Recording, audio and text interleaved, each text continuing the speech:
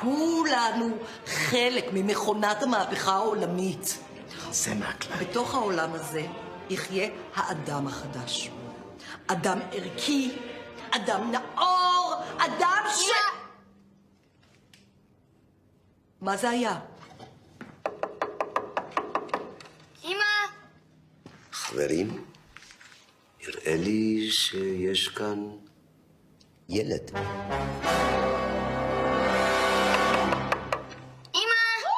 מה זה, איך הוא יצא מחדר הילדים? מי שומר עליהם בלילה? אני חושב ששרגא.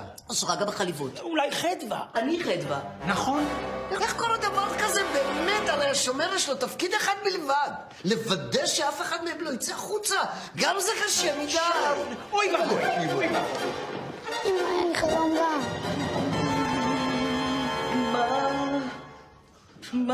מה עושים?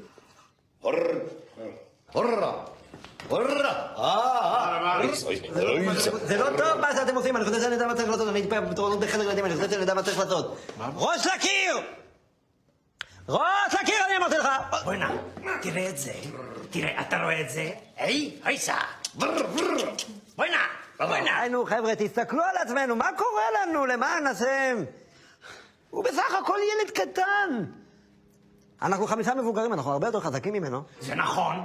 מוסה, בואי נע. קח אותו. קח את זה. זה רעיון טוב. אין לי קונטרה. אין לי קונטרה. תוציא אותו בכוח! זה הכל! אסור לפחד מהם, הם מריחים את הפחד. נכון. איפה היינו?